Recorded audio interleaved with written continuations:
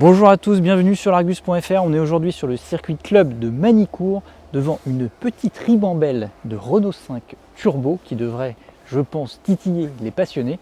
Et alors ce qu'il y a de rigolo avec vous, chers passionnés, c'est que je peux presque vous entendre à travers l'écran parce que je suis sûr que chacun d'entre vous a sa Renault 5 Turbo préférée. Pour certains, la R5 Turbo, c'est celle-ci, la vraie, l'originale, la Turbo 1, avec son intérieur délicieusement kitsch. Et honnêtement, on les comprend. Regardez cet habitacle complètement fou, ses couleurs, ses matières. On n'en fait plus des comme ça. Pour d'autres, la R5 Turbo, ce sera la remplaçante, la Turbo 2. Alors certes, on n'a plus le pavillon ni les ouvrants en aluminium. On n'a plus non plus cet habitacle si particulier signé Berton. Mais au final, on a le principal, c'est-à-dire un 1,4 litre turbo de 160 chevaux à la place de la banquette, les roues arrière motrices et puis les ailes larges. Pour les passionnés de compétition, les R5 Turbo, ça va être aussi les versions de rallye, comme cette sublime Tour de Corse, avec laquelle un certain Jean Ragnotti avait remporté l'épreuve. Et bien sûr, la Maxi, qui faisait 350 chevaux pour à l'époque résister aux assauts des groupes B à transmission intégrale. Et les connaisseurs vous parleront aussi des versions de circuit un petit peu moins connues, comme cette R5 Turbo Coupe d'Europe, qui roulait en levée de rideau de certains Grands Prix de F1 et même des 24 heures du Mans. Sans oublier la plus puissante de toutes, Sa Majesté Renault 5 Super Production, qui crachait jusqu'à 370 chevaux. Et comme je vous connais par cœur, chers passionnés, je me doute que vous êtes peut-être déjà en train de critiquer la remplaçante, plutôt la descendante de tous ces bijoux. J'ai nommé la R5 Turbo 3E, qui est un concept car qui a été révélé en 2022 pour célébrer les 50 ans de la Renault 5 et qui a la particularité d'être animé par 2 moteurs électriques. Alors je vous entends me dire oui, l'électrique c'est pas sportif et le rétrofit c'est un scandale, mais ne bougez pas parce que j'ai quand même quelques bonnes nouvelles à vous annoncer sur cette auto. D'abord, sachez qu'aucune R5 Turbo originale n'a été maltraitée pour enfanter ce concept puisque Renault est reparti d'une feuille blanche ou plutôt d'un châssis tubulaire qui a été conçu tout près d'ici chez Ligier Automotive. Ensuite, sachez que ce petit monstre est certes animé par 2 moteurs électriques, mais qu'il développe 380 chevaux, 700 Nm de couple, qu'il abat le 0 à 100 en 3 secondes 5 et surtout qu'il dispose d'un mode drift grâce à ce grand frein à main bien visible et clou du spectacle qui dispose d'un petit bouton au-dessus qui déclenche l'arrosage des pneus arrière pour faciliter le déclenchement des dérives. Bon, et la troisième bonne nouvelle, c'est que cette auto, c'est pas seulement une maquette, elle roule pour de vrai. On va même pouvoir l'essayer sur le circuit club de Magny-Cours, donc je vais aller enfiler le casque, la combi, les gants et on va y aller. Ça y est, nous voilà équipés et à bord de cette R5 Turbo 3E. Alors, l'ambiance est assez particulière, inspirée en fait des jeux vidéo des années 80, inspirée du rétro gaming avec des couleurs très vives, du jaune, des vitres teintées en rose, et puis un tableau de bord très minimaliste avec des petits carrés assez pixelisés vraiment qui nous rappellent encore une fois cet univers de jeux vidéo. Alors après niveau position de conduite c'est assez spécial parce que les batteries qui sont en dessous de 42 kWh, et il a fallu les loger sans rehausser le toit. Ça veut dire que le plancher est très haut, on a un petit peu l'impression d'avoir les genoux sous le menton, mais bon, ça ne devrait pas poser de problème. On a le volant bien sous la main, qui est démontable d'ailleurs, comme les voitures de course. Et puis pour ce qui est de l'ambiance course, on a aussi les baquets, les harnais, et puis ce frein à main dont on a parlé tout à l'heure. Allez, on va partir, et puis on va voir ce que ça donne.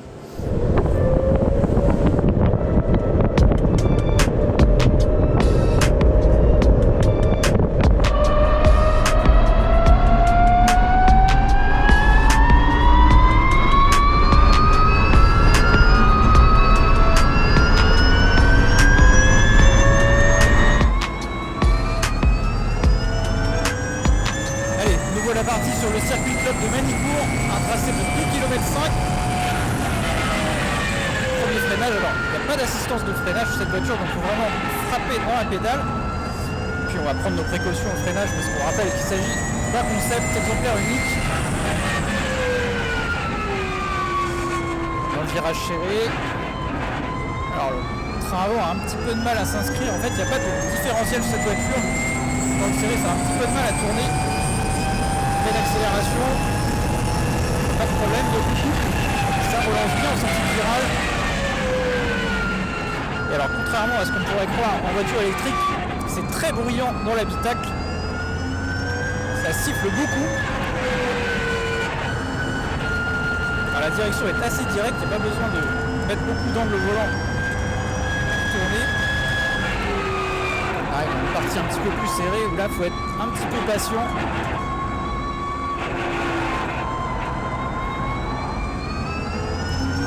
C'est reparti. C'est 100 Nm de coupe, en laissant bien, pas de problème.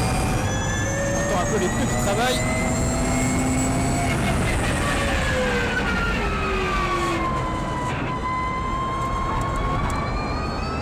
C'est reparti. Alors avec ces écouteurs, j'arrive pas à voir ma vitesse. Je sais même pas si elle est indiquée. Je vais déjà temps de freiner. Oh, ce bruit, je sais même pas si vous m'entendez distinctement.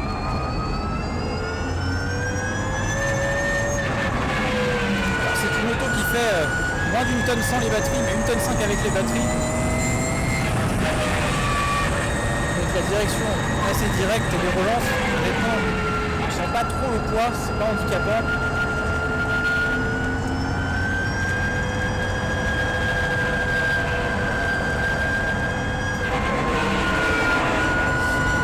Là on fait un petit tour de refroidissement. Oui. Alors je sais pas si vous êtes aperçu, mais j'ai un passager qui n'est pas n'importe qui est un certain Yvan Muller, 4 fois champion du monde de voiture de tourisme, 10 fois vainqueur du trophée Andros.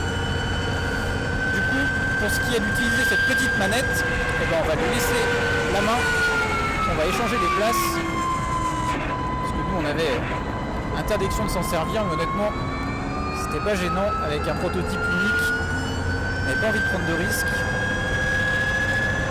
Donc là ça va être l'heure de la démonstration avec Yvan. A tout de suite.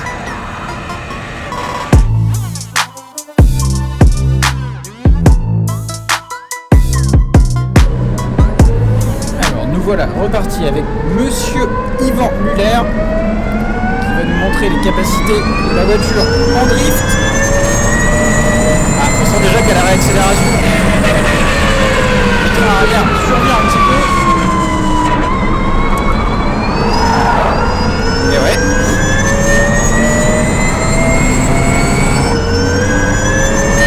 Alors on sent qu'il ne faut pas beaucoup pour décrocher le train arrière.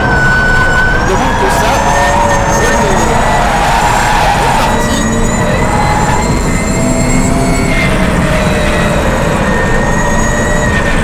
La parabolique. Là je regarde le paysage vraiment par la vitre latérale.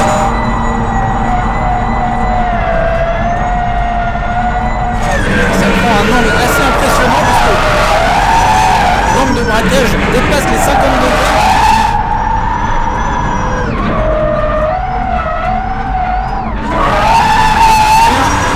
Et prendre des angles impressionnants. On voit la fumée du pneu par le carreau.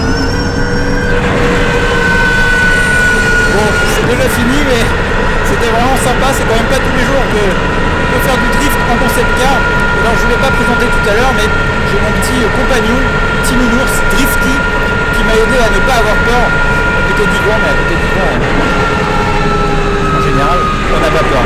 Voilà, ce sont ces images que se termine l'essai de la R5 Turbo 3E. J'espère que ça vous a plu. Je vous donne rendez-vous très bientôt pour d'autres essais, d'autres vidéos. A bientôt, salut!